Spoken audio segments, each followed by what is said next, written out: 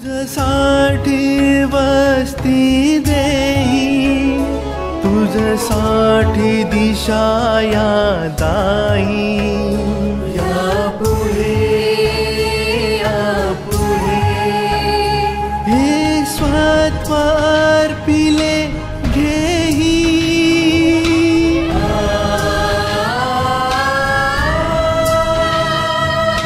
ये बढे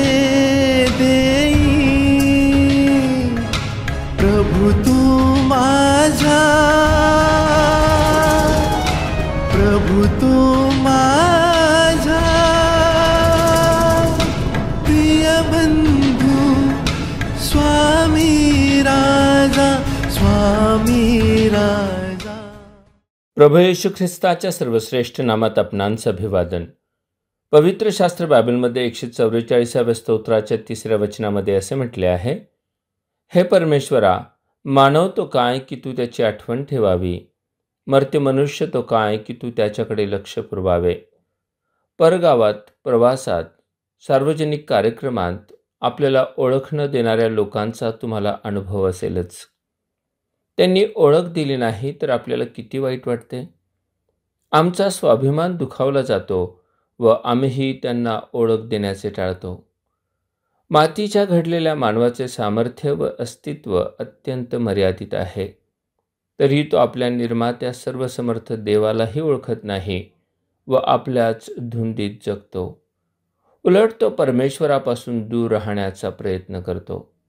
याचे प्रमुख कारण आहे त्याचे पाप व त्याच्या हृदयाची कठोरता. परमेश्वर मानवाच्या या वागण्याने निराश होत नाही.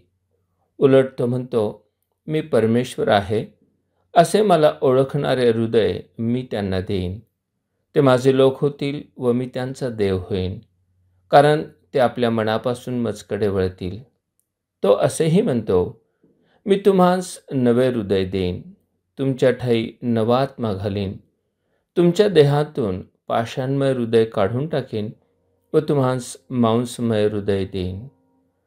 आपणही आपल्या हृदयाच्या कठोरतेमुळे खऱ्या व जिवंत देवाला ओळखण्यास उशीर करीत आहात काय? खरे तर ख्रिस्ताला ओळखणे म्हणजे परमेश्वर पित्याला ओळखणे होय.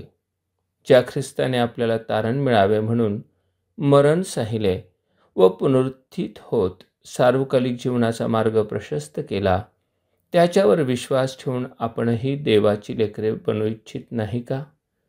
आपणही मनापासून त्याच्याकडे वळावे व त्याचे लोक व्हावे म्हणून परमेश्वर आपणास त्याला ओळखणारे हृदय देव. धन्यवाद. या पुढे, या पुढे, या पुढे प्रभु तू माझा प्रिय बंधू स्वामी राजा. या पुढे, या पुढे